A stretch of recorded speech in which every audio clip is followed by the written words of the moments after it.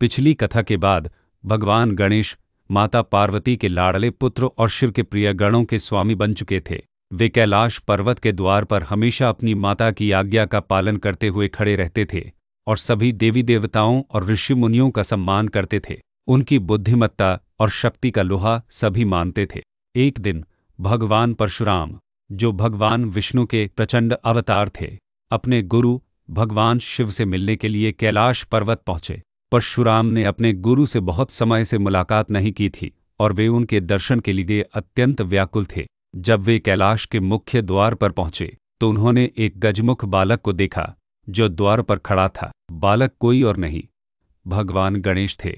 गणेश जी ने विनम्रतापूर्वक परशुराम को रोका और कहा, हे मुनिवर, आप कृपया प्रतीक्षा करें। मेरे पिता महादेव ध्यान में लीन हैं और मैं किसी को भी अंदर जाने की अनुमति नहीं दे सकता। परशुराम ने मुस्कुराते हुए कहा, मैं महादेव का परम शिष्य हूँ और मुझे उनसे तुरंत मिलना है। तुम मुझे क्यों रोक रहे हो? गणेश जी ने आदरपूर्वक उत्तर दिया, मेरी माता पार्वती ने मुझे आज्ञा दी है कि मेरे पिता की तपस्या में कोई विघ्न न डाले, इसलिए मैं आपको अभी अंदर जाने नहीं दे सकता। परशुराम को गणेश जी का उत्तर पसंद नहीं आया। उनके मन में अभिमान था कि वे भगवान शिव के शिष्य हैं और उन्हें कोई रोक नहीं सकता। उन्होंने गणेश जी से कहा, तुम जानते नहीं हो कि मैं कौन हूँ? मैं परशुराम हूँ, जिसने 21 बार पृथ्वी को क्षत्रियों से विहीन कर दिया। तुम मेरे रास्ते में खड़े होकर अपनी जान को खतरे में डाल रहे हो। गणेश जी ने शांत रहते हुए कहा, हे मुनिवर, मैं आपकी वीरता का सम्मान करता हूँ, लेकिन मैं भी अपने कर्तव्य से पीछे नहीं हट सकता। आप चाहें तो प्रतीक्षा करें या फिर लौट जाए।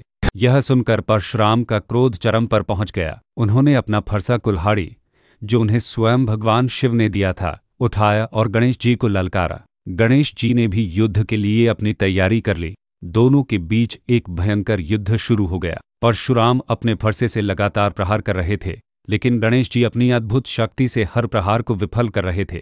उन्होंने अपनी सूंड से परशुराम को पकड़ने का प्रयास किया और अपने एक दांत को तोड़कर हथियार के रूप में उपयोग किया। युद्ध के दौरान परशुराम ने अपना सबसे शक्तिशाली फरसा गणेश जी की ओर फेंका। गणेश जी ने देखा कि यह फरसा उनके पिता महादेव का दिया हुआ है और वे इसका अनादर नहीं करना चाहते थे। अपने पिता के शस्त्र का सम्मान करते हुए गणेश जी ने अपने दाहिने दांत पर फरसे का प्रहार सहन कर लिया। फरसे के प्रहार से उनका दांत टूट गया। परशुराम ने यह देखकर आश्चर्यचकित होकर अपने फरसे को वापस ले लिया और गणेश जी की वीरता और अपने पिता के प्रति उनके सम्मान को देखकर उनका अभिमान चूर चूर हो गया। उन्होंने गणेश जी से क्षमा मांगी और उनके इस त्याग की प्रशंसा की। जब माता पार्वती और महादेव ने यह सब देखा तो वे अत्यंत प्रसन्न हुए। महादेव ने अपने पुत्र को गले लगाया और कहा, मेरे प्रिय पुत्र, तुमने अपने पिता के शस्त्र का सम्मान करने के लिए अपना दांत तोड़ दिया। इस महान त्याग के कारण आज से तुम एक दंत के नाम से जाने जाओगे। इस प्रकार गणेश जी ने अपने एक दांत का बलिदान देकर अपने पिता के प्रति अपनी अटूट भक्ति और सम्मान का परिचय दिया। यह घटना न केवल गणेश जी के एक दंत बनने का कारण बनी, बल्कि इसने उनकी निष्ठा और त्याग की कहानी को भी अमर कर दिया।